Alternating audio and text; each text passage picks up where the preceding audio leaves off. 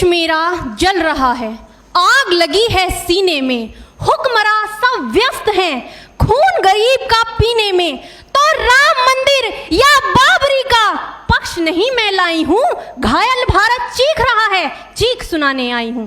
परम आदरणीय सभापति महोदय, मंचासीन निर्णायक मंडल समिति एवं उपस्थित मेरे प्यारे साथियों, मैं आरक्षी खुशबू चौहान केंद्रीय रिजर्व पुलिस बल आज सदन की राय से असहमत होते हुए वक्ता विपक्ष में अपने विचार प्रस्तुत करूंगी।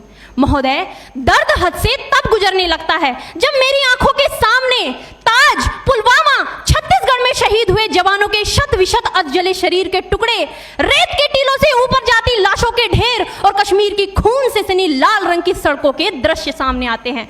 उस पर मेरे प्रतिपक्षी महोदय का कहना ये कि मानवाधिकारों की अनुपालना करते हुए देश से उग्रवाद और आतंकवाद को समाप्त किया जा सकता है। महोदय, अब तो हमारा तिरंगा झंडा भी हमसे ये पूछने लगा है कि क्या बात है भारत, आजकल फहराने से ज्यादा मैं कफन में दफनाने के क्यों काम आ रहा हूं। महोदय, हृदय तो उस दिन फट गया जब बूढ़ी मां अपने बेटे के चिथड़ों को देखकर बोली कि साहब, आप तो भर्ती में 1 इंच भी कम नहीं लेते, मैं आधा शरीर कैसे ले लूं। महोदय, आज इन मानवाधिकारों के कारण इन आतंकियों के बंगलों की आकाओं की नाकफनी हंसती है और शहीद हुए हमारे जवानों के आंगन की तुलसी रोती है। जब एक शहीद हुए जवान की विधवा की वेदना चीख चीख कर ये कहती है कि प्यार भी भरपूर गया, मांग का सिंदूर गया, नन्हे नौनिहालों की लंगोटियां चली गई, छोटी छोटी बेटियों की चोटियां चली गई और आपके लिए तो एक आदमी मरा है साहब, मेरे घर की तो रोटियां ही चली गई।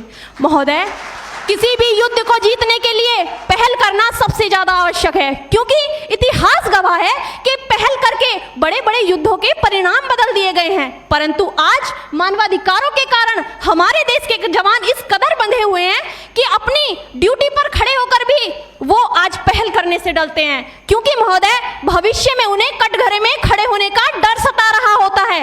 वो ये जानते हैं कि चाहे एक उग्रवादी की राइफल से निकलने वाली गोली को ये तय करना पड़े या ना पड़े कि वो किसे लगेगी, लेकिन हमारी राइफल से निकलने वाली हर गोली को ये निर्णय लेना पड़ता है कि चाहे वो किसी निर्दोष को लगे, दोषी को लगे या ना लगे, परंतु किसी निर्दोष को नहीं लगनी चाहिए। यदि ऐसा हुआ तो ना तो ये समाज हमें छोड़ेगा, ना ही तिल का ताड़ बनाने वाली ये मीडिया हमें छोड़ेगी। और महोदय, मानवाधिकार के तले किसी जवान को दबाकर युद्ध के मैदान में छोड़ देना कोई वीरता नहीं, एक आत्महत्या है।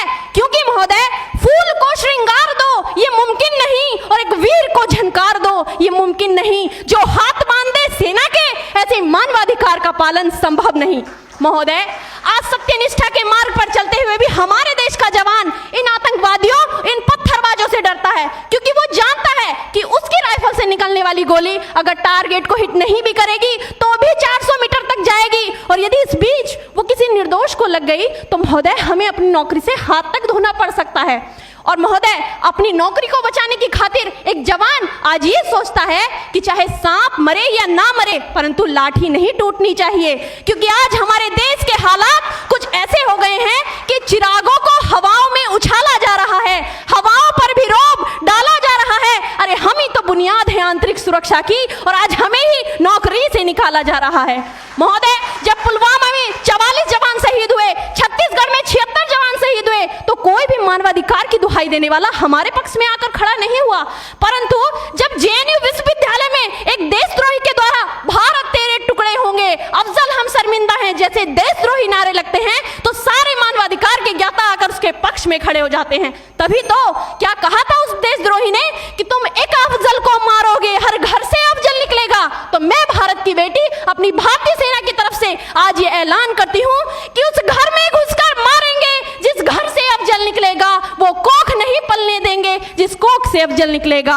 उठो देश के वीर जवानों, तुम सिंह बनकर दहाड़ दो और एक तिरंगा झंडा उस कन्हैया के सीने में गाड़ दो। महोदय, अंत में अपनी वाणी को विराम की ओर ले जाते हुए मैं सिर्फ इतना ही कहना चाहूंगी कि मुझे अफसोस है अपने देश की न्यायिक प्रक्रिया पर, जहां आज भी रात के 12 बजे अजमल कसाब जैसे आतंकी के लिए सर्वोच्च न्यायालय के दरवाजे खोल दिए जाते हैं। ऐसे देश से मानवाधिकारों की अनुपालना करते हुए आतंकवाद और उग्रवाद से कभी नहीं निपटा जा सकता। मानवाधिकार के नाम की दुहाइयां देने वालों, सीमा पर लड़ा नहीं जाता, चरखों से शोलों के आगे रामायण पढ़ी नहीं जाती, सीमा पर गोलों के आगे। धरती के घोर कुहासे को एक सूरज ही हर सकता है, क्योंकि एटम बम से रक्षा केवल एटम बम ही कर सकता है। जय हिंद, जय भारत।